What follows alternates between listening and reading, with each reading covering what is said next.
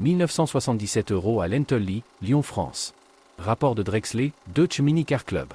Ce rapport concerne le championnat d'Europe des modèles de voitures télécommandées, connu internationalement sous le nom de voiture RC, à moteur à combustion interne, qui s'est déroulé à Lentely, France, les 13 et 14 août 1977.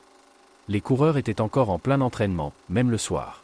Le site, qui appartient au club local appelé RCCL, est magnifiquement aménagé et tellement éloigné de la ville que le bruit des moteurs ne peut plus déranger personne. En ce qui concerne le bruit des moteurs, il est intéressant de noter à quel point les voitures sont silencieuses.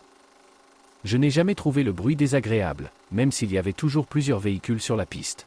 La piste était relativement bosselée dans les lignes droites, surtout dans la partie de la piste où l'on veut rouler. Cela coûte des pneus.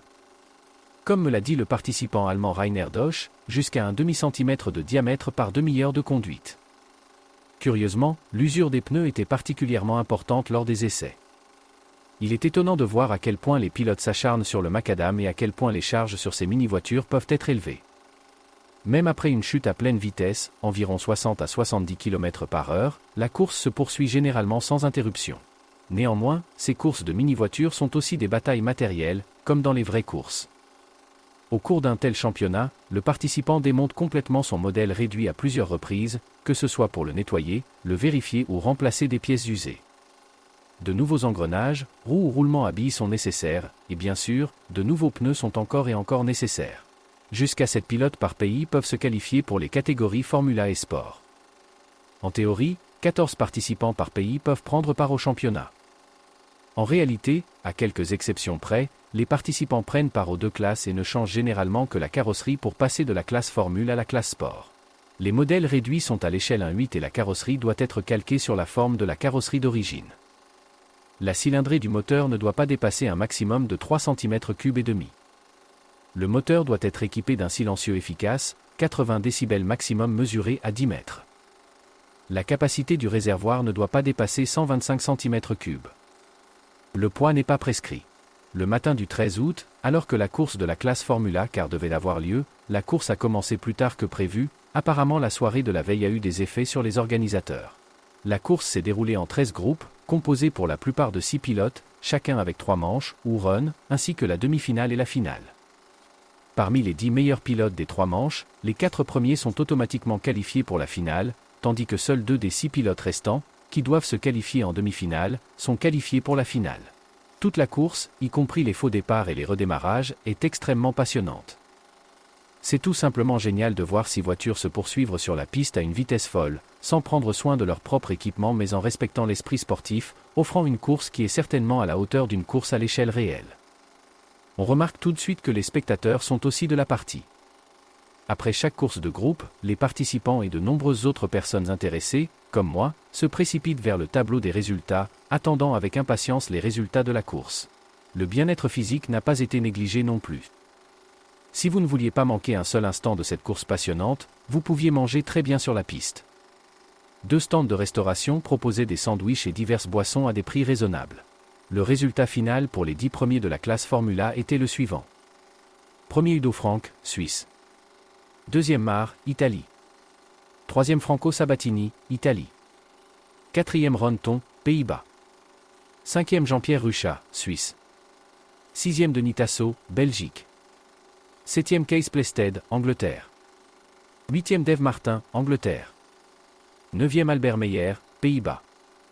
10e Zahan, Suisse. La course des voitures de sport a commencé à 10h30 le 14 août. Comme je l'ai déjà mentionné, à quelques exceptions près, les pilotes déjà habitués à la course de voitures de Formule prendront le départ avec leur voiture dont ils ont remplacé la carrosserie de Formule par une carrosserie de voitures de sport. Cette fois-ci, il y aura 14 groupes de 6 voitures en moyenne. Avant le départ de la course, il y a bien sûr beaucoup d'activités dans le paddock. Tout est à nouveau vérifié. Chaque boulon et chaque écrou est resserré. De nouveaux pneus sont montés, le filtre à air est rapidement remplacé. Un écrou de roue qui s'envole peut mettre le meilleur participant hors course. Cela sent le caoutchouc brûlé par le meulage des pneus et le méthanol, qui est utilisé pour le nettoyage, entre autres. Il y a aussi l'odeur des gaz d'échappement. Plus de 70 pilotes participent à la course pour le championnat européen des voitures de sport. Le temps est comme d'habitude très ensoleillé et très chaud. C'est très différent de chez nous. Les voitures de la catégorie des voitures de sport sont plus rapides d'1 seconde à 1 seconde et demie au tour que les voitures de la catégorie des voitures de formule, en raison de leur carrosserie plus aérodynamique. Les pilotes sont étonnamment sportifs. Ils utilisent tout ce qui est permis, les compétences de conduite, les moteurs réglés de manière optimale, et bien sûr, les nerfs d'acier nécessaires qui, si tout le reste fonctionne, peuvent faire la différence entre une course et une autre. La finale ajoute une énorme dose d'excitation à l'action. Tout le monde conduit comme s'il était poursuivi par le diable. Le résultat final des 10 meilleurs pilotes à l'issue de la finale du championnat européen des voitures de sport est le suivant. Premier Per Gustafsson, Suède. Deuxième Fiocchi, Suisse. Troisième Zahan, Suisse. Quatrième Mar, Italie. Cinquième Case Plested, Angleterre. Sixième Denis Tasso, Belgique. Septième Phil Booth, Angleterre. Huitième Lemaître, France. Neuvième Ted Lonshaw, Angleterre. Dixième Phil Grino, Angleterre. À propos, contrairement aux 3 manches préliminaires habituelles, qui durent 5 minutes chacune, la demi-finale se déroule sur 15 minutes et la finale sur 30 minutes. C'est évidemment très éprouvant pour le pilote et la voiture.